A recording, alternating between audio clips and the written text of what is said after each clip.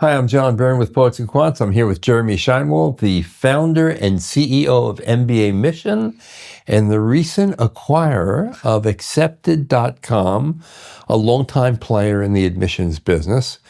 Why do you want to grow your empire, Jeremy? I admittedly never, when I started this, I actually never thought it'd grow beyond me. And now, we're the 5-time Firm of the Year for Poets&Quants. That's and we've right. grown to be, I believe, the largest firm in this space. But we've really dominated one vertical. And I have long felt like we've had people calling us for years saying, you help me with business school. Can you help my sister with her master's degree in architecture? Can you help my cousin with his undergrad? You guys do great work. And we never had an answer. And when Accepted came to us and we learned more about them and we realized that all their strengths lied in areas that we had no knowledge, but they had that knowledge. They had an amazing team, especially at master's degrees, med in college.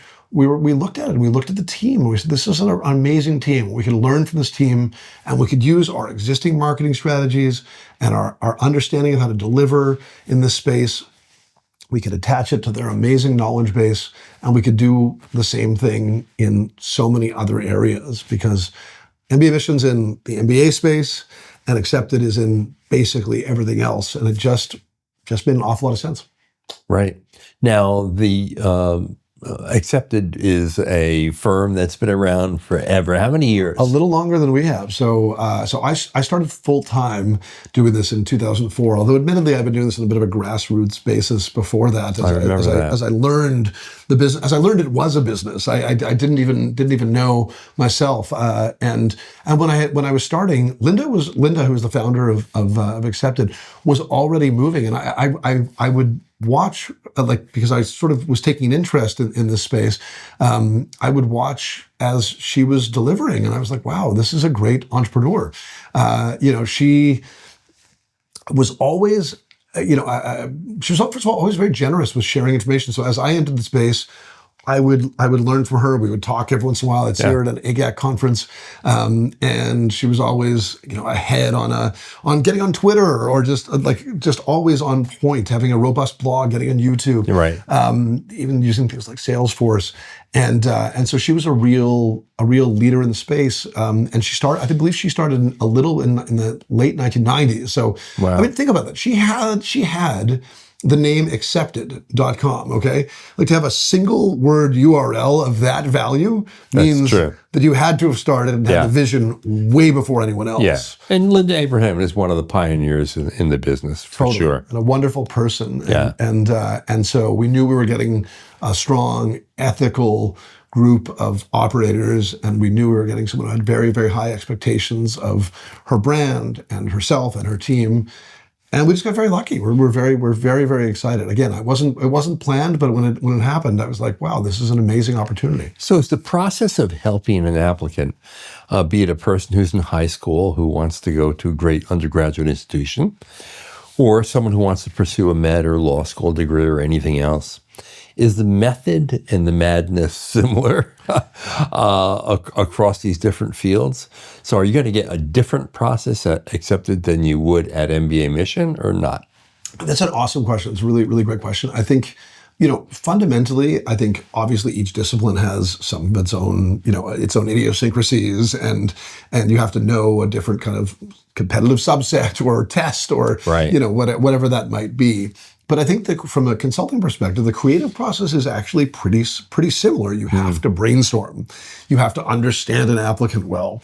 You have to understand how to help that person tell their story. You have to understand how to have them put that story down in different media, considering like essays, interviews, resumes. So all that is fundamentally the same. The place where it breaks down, where it's quite different, is in college, where in college you have a lot of our clients were starting in even as late 8th grade. It was as early as late 8th grade, in 9th grade, 10th grade. So they're not even an MBA applicant comes to us test in hand 80% of the time. And a college applicant won't even know their test for years sometimes. Right. And they won't even truly know their competitive subset of schools until they've taken that test. So that changes the nature of consulting as well, because you're ultimately involved in shaping that person through their high school years to give them the best chance of getting into a great undergraduate institution. Right, which is really interesting. And what that also means is that in the college world, we're also dealing with way more parents, which is really unusual. Although we're starting to see that seep into the MBA world, which is surprising. I've heard. We're starting to see a few more parents show up in consultations unannounced. And we're beyond helicopters right now. Yeah, exactly. We're unannounced helicopters. We're bulldozers. We're stealth helicopters. But yeah, we're dealing with more parents, and that's far more acceptable for a freshman in high school. So that part is different. But also, you're right. You're helping someone shape it. But the key with that is to help them to foster and nurture their own ideas. So we had one applicant who we had to actually say, like, we're not the right fit for you on the college side recently, where his mother kept saying, I want my applicant to do something, my son to do something obscure like ballet dancing. And the son was saying, like, I'm not interested in ballet. And we're like, well, we're not here to force your son to do something he doesn't want to do against his will. We're here to nurture his actual interests. And so I think the competitiveness of college is just insane. And I think even way more intense than the MBA world that we're familiar with. And I think that's something new for us to contend with.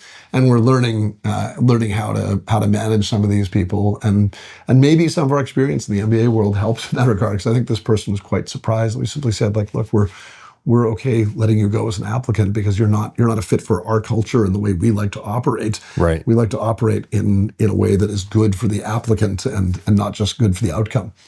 Accepted.com. It's a great name too. You got to admit. I get emails once a week from people saying, we'd like to buy your URL. How much will you sell it for? And some of them are not in, like, I've gotten 6-figure offers. I'm like, it's just not for sale. Really? Yeah. I mean, it's a one-word URL. That's incredibly unusual. Yeah, very, very unusual. So it's been a journey. I've learned a lot already. Well, what have you learned? I mean, you're one of the great entrepreneurs in this business. It's very nice. No question about it. In all of business education, for sure. What have you learned by acquiring this company? First of all, people first, always. Yeah. You cannot work with any brand if you don't fundamentally believe in the team that will be delivering the service. So my instincts were that this was a first-class team that may have been under-marketed at times. The first major thing we did was just completely revise the website and give it a fresh overhaul. And it was, I think even Linda would say that it was overdue. Sure. So I think the most important thing is people first, but then you have to trust them and you have to let them inform you. And I think a lot of people would assume that you'd walk in and be like, we're changing everything to mbaMission. Here's the mbaMission process. Let's go. And it wasn't that. It was like very much we changed some things quickly that I think everyone agreed needed change. And then we worked in a very collaborative way. And I love the team. I'd like to think the team loves me. I get positive feedback from many. So you're nice. accepted by accepted.com. Yeah, exactly. So it's been a really great learning experience for me. And it's always fun to have a new challenge. And then it's fun to spread your wings and see. I know way more about all these other disciplines now. And it's been really interesting to see how competitive it is to get into some of these master's programs that, these niches that you wouldn't think of. So there is, medical school is its own enormous competitive world. Yeah. The thing about medical school is, unlike business school, if you want to go to medical school, if you want to become a doctor, you have to go to medical school. If you want to become a consultant, there might be a way to get there without business school. You want to become a private equity person, it's possible.